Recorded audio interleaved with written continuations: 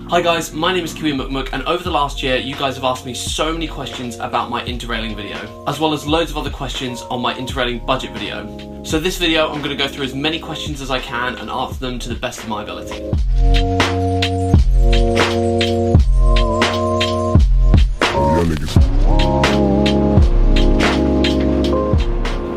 The first question is, are you from the UK and how did you travel Europe for so cheap?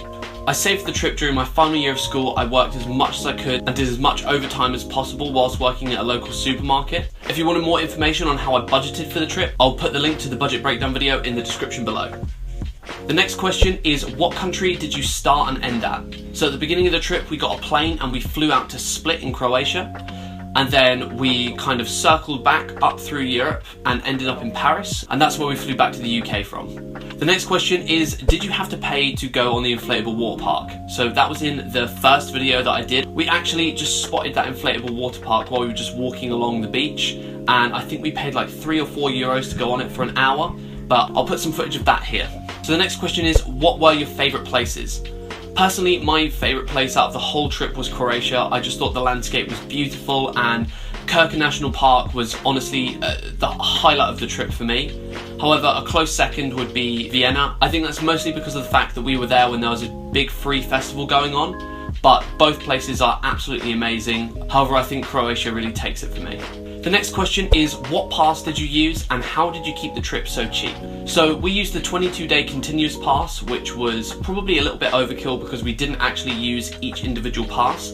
There's actually more information on the pass types in my budget breakdown video, which I'll also put in the description.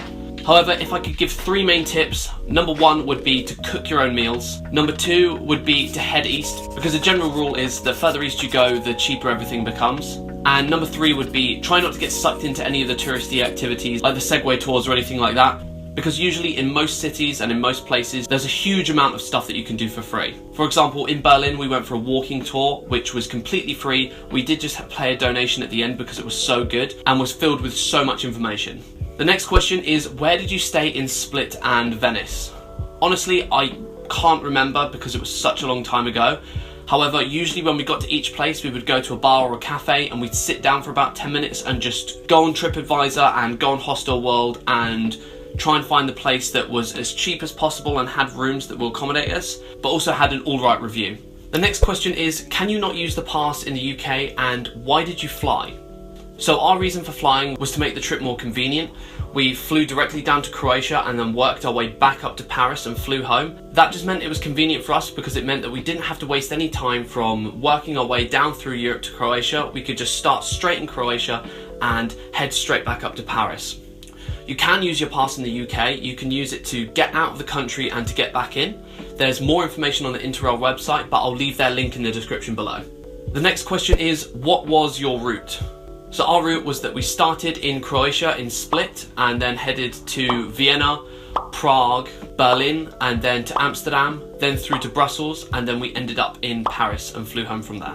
So the next question is about booking your hostels and hotels in advance, and they said that they thought that pre-booking was often cheaper and safer.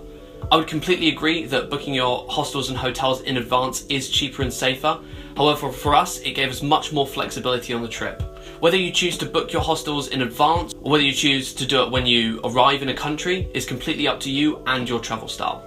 The next question is asking about how budgeting went for me.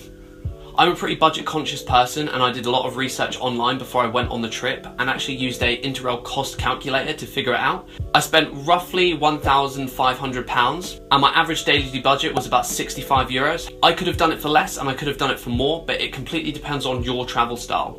The only thing that I can recommend is to do as much research as possible and to figure out where you want to stay and what levels of accommodation you want to stay in and whether you want to eat out a lot or do lots of activities, and then plan your trip from there. The next question is, did you make any reservations for trains or anything like that? So the answer to that question is yes, we did reserve trains. We would make the reservation on the day.